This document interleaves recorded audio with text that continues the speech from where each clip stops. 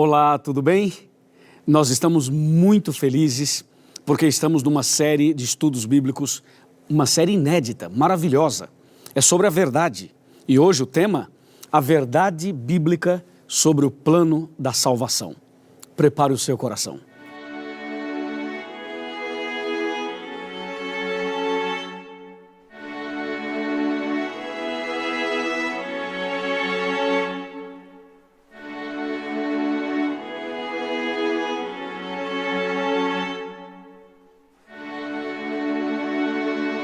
Não existe nada mais injusto e ao mesmo tempo que traga mais alívio do que alguém assumir a culpa de algo que nós somos os verdadeiros culpados. Diante de uma situação como essa, aquele que foi poupado do castigo só tem uma saída correta: ser agradecido ao seu Salvador.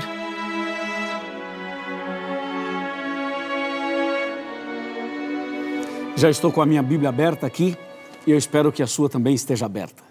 E o primeiro texto de hoje está em João 3, verso 16, que diz assim: Porque Deus amou ao mundo de tal maneira que deu seu Filho unigênito, para que todo o que nele crê não pereça, mas tenha a vida eterna. Que texto doce, não é? Que texto maravilhoso. Ele fala do amor de Deus e da salvação. Agora, para você entender melhor esse verso que eu acabei de ler, é importante saber por que a Bíblia fala em plano de salvação. Você sabe que só existe salvação porque existe a perdição. Ou seja, uma pessoa só poderá ser salva se estiver perdida. Então, antes de você entender o plano da salvação, é preciso reconhecer que você é pecador. Veja o que diz a palavra de Deus no livro de Romanos. Eu quero ler com você Romanos, capítulo 3, versículo 23. Olha que texto importantíssimo. Diz assim: porque todos pecaram e carecem da glória de Deus. Olha agora Romanos 5, verso 12. Diz assim: porque assim como por um só homem entrou o pecado no mundo e pelo pecado a morte, assim também a morte passou a todos os homens, porque todos pecaram. Veja que a Bíblia é clara ao dizer que todos nós somos pecadores.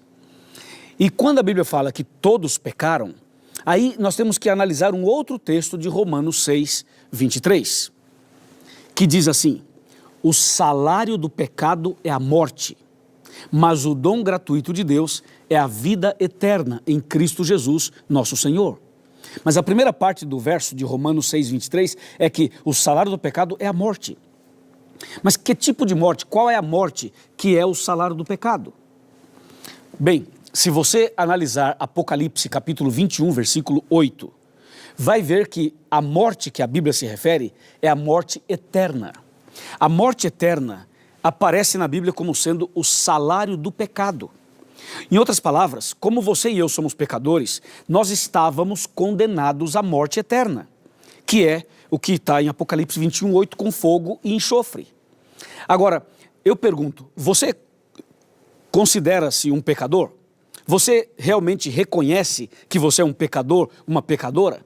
Eu reconheço, eu sou pecador. E todo ser humano é pecador. Agora veja, qual é o seu salário? Qual é a sua recompensa como pecador? É a morte. E estou falando de morte eterna. Agora vem a pergunta, você quer morrer eternamente? Pergunta para mim se eu quero morrer eternamente. E a resposta é não. A sua também é não. Ninguém quer morrer eternamente. Ninguém quer morrer de maneira nenhuma. Então aí é que vem a intervenção, a ação, a obra, a manifestação de Deus. Então Deus entra em ação para salvar você, para resgatar você da morte eterna. E só havia uma maneira de salvar o ser humano da morte eterna.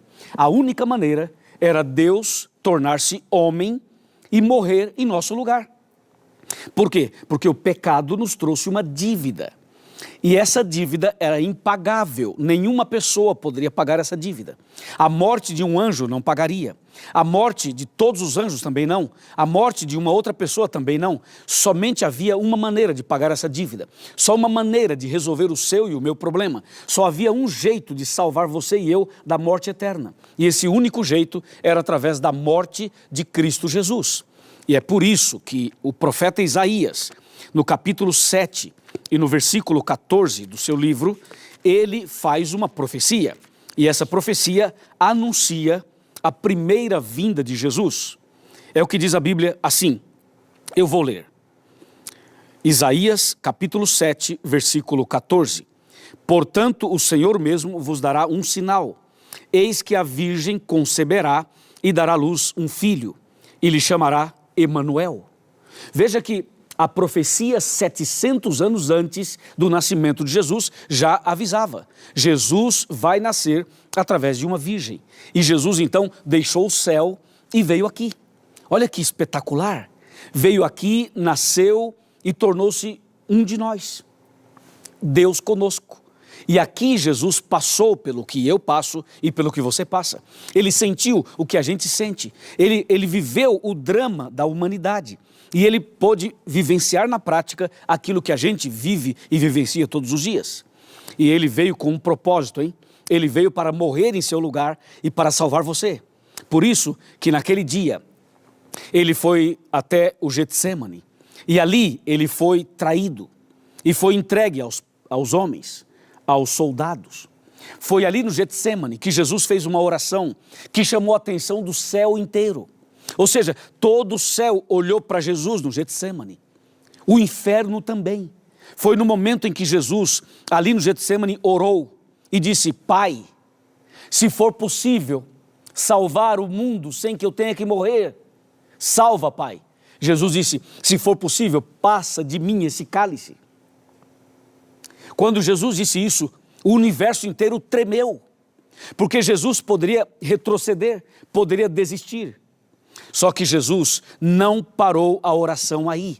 Jesus continuou dizendo, Pai, todavia, não faça a minha vontade, sim a tua. E foi aí que Deus disse, Filho, não tem outro jeito de salvar as pessoas sem que você morra. E Jesus disse, eu estou disposto a ir até a cruz. E Jesus foi até a cruz. Que momento dramático. É uma mistura de amor, sofrimento, lágrimas, sangue. Quantas coisas aconteceram. Jesus foi preso, julgado, condenado. Colocaram uma coroa de espinhos na sua cabeça. Colocaram uma cruz nas costas dele. Jesus começou a andar pela via dolorosa. E Jesus foi até o Monte do Calvário. E lá ele foi crucificado entre dois ladrões. À direita de Jesus havia um ladrão, à esquerda havia outro. O ladrão da direita se arrependeu ao ver Jesus morrendo para salvar a humanidade. E o ladrão da esquerda continuou blasfemando. Então, naquela cruz, na cruz de Jesus, Jesus morria pelos pecados de todo mundo. Jesus estava morrendo para salvar a mim e a você. Mas a cruz da direita daquele ladrão mostra que um homem estava morrendo para o pecado, estava aceitando Jesus, estava entregando a vida no último minuto. E do lado esquerdo, um homem morria no pecado, morria perdido. Meu amigo, a morte de Jesus na cruz é uma chance de salvação para todo mundo. Algumas pessoas aceitam Jesus, outras pessoas não aceitam. Algumas pessoas se entregam, outras pessoas rejeitam. Eu sei disso, mas não importa. O importante é que a palavra de Deus seja ensinada, é que o plano da salvação seja compreendido, para que você compreenda e tome a sua decisão. Eu sei que nem todos serão salvos, mas eu tenho que pregar para todos. Eu sei também que Jesus tem um propósito na sua vida. Por isso Jesus morreu na cruz, por isso ele se entregou naquela cruz.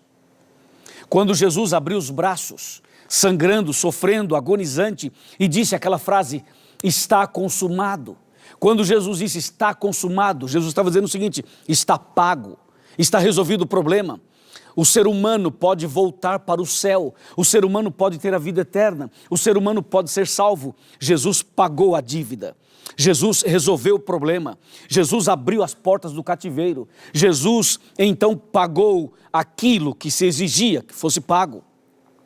Ou seja, na verdade, Jesus na cruz nos deu o direito de ter a vida eterna. Não é lindo isso?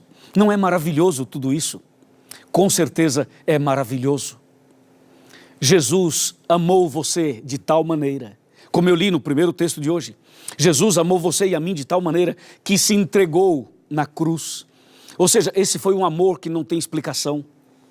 Eu posso ficar aqui o dia inteiro falando, eu não consigo explicar, eu só sei dizer uma coisa, como diz Isaías 53, versos 3, 4, 5, 6 e 7, sabe o que diz lá? Diz assim, resumindo, Jesus diz que ele foi conduzido, levado como um cordeiro para o matadouro. Jesus foi crucificado, sacrificado, como se fazia com os cordeirinhos. E a Bíblia diz, ele não abriu a sua boca, porque ele sabia que esta era a única maneira, a única forma de salvar a humanidade. Você não sente no coração algo diferente? Você não sente o desejo de agradecer a Jesus por tudo que ele fez? Eu tenho certeza que sim. Eu quero te falar um detalhezinho sobre esse assunto. E para isso eu quero sentar aqui na minha cadeira e quero conversar com você. Todas as vezes que eu sento aqui, significa que queremos conversar de coração para coração. É como se eu estivesse sentado na sala da sua casa. Então vem cá, chega perto de mim, pode vir pertinho. Nós somos amigos e irmãos e eu sou o seu pastor também. Meu amigo e minha amiga, eu imagino que você está passando por lutas. Eu imagino que sua família está passando por momentos difíceis, mas eu quero que você saiba, a grande notícia, na cruz, Jesus pagou sua dívida. Hoje, entre você e Deus, não tem mais barreiras, não tem mais nenhum obstáculo. Hoje a porta foi aberta, o cativeiro foi aberto. Você pode sair da escravidão, você pode sair desse sequestro, você pode sair dessa situação que te amarra, que te prende. Você pode abandonar esse vício, você pode começar uma vida nova, você pode ser livre, você pode ser uma pessoa feliz. Basta você aceitar Jesus como seu salvador pessoal. E não espere você ser uma pessoa boa ou perfeita, porque você não pode ser perfeito por você mesmo. Não espere que os seus problemas sejam todos resolvidos. Não espere até que a sua enfermidade passe ou a sua dívida financeira se acabe. Venha a Jesus do jeito que você está. Eu estou falando a um empresário, estou falando a uma professora, estou falando a um pastor, estou falando a um evangélico, a um católico, a um espírita, estou falando a um ateu, estou falando a você, meu amigo, que trabalha como empregado, a você que é empregada doméstica, estou falando a você que talvez nunca estudou na vida, eu estou falando com você, Jesus ama você, olha aqui nos meus olhos, dá para olhar aqui nos meus olhos? Dá para olhar aqui nos meus olhos? Eu quero te falar, Jesus ama você. Você é muito especial para Ele, por isso Ele morreu por você, por isso Ele se entregou por você, por isso Ele foi até a cruz por você. Então, não fique aí com a cabeça baixa, não fique aí desanimado, derrotado, não desista, por favor, não desista. Talvez eu esteja falando com alguém que já tentou o suicídio, ou alguém que tem esses pensamentos suicidas. Meu amigo e minha amiga, hoje é dia de salvação. Hoje é dia de boas novas. Deus amou você de tal maneira que morreu na cruz por você e depois ressuscitou por você e agora intercede por você e em breve voltará para buscar você. Eu aceitei Jesus na minha vida. Eu entreguei minha vida a Jesus. Você também deseja aceitar Jesus hoje? Deseja aceitar Jesus como seu salvador pessoal? Você quer entregar a sua vida completamente a Ele? Venha do jeito que você está. Ah, pastor, mas eu cometi um pecado agora mesmo. Venha do jeito que você está. Ah, pastor, mas eu já fiz coisas horríveis. Venha como você está. Jesus ama você. Jesus está disposto a abraçar você, a trocar suas vestes, a te dar uma nova chance. Jesus pode escrever sua história de novo. Ele pode dar a você uma nova chance. É hoje, é agora. Talvez a sua festa não tinha alegria.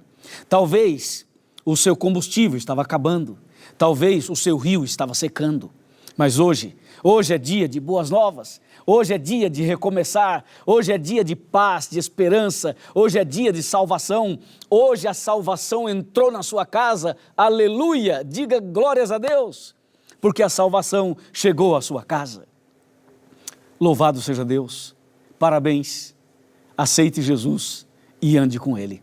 Eu quero fazer uma oração por você agora. Feche os seus olhos. Vamos orar e agradecer a Jesus. Ó Pai maravilhoso, louvado seja o Teu nome. Obrigado, Senhor, por essa salvação tão incrível. Obrigado porque Jesus morreu por nós. Nós aceitamos Jesus como Salvador pessoal e nós queremos agora dar nossa vida totalmente para o Senhor. Abençoa essa pessoa que ora comigo. Abençoa essa família inteira.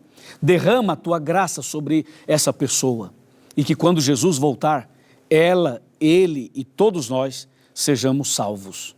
Em nome do nosso querido e maravilhoso Cristo Jesus. Amém.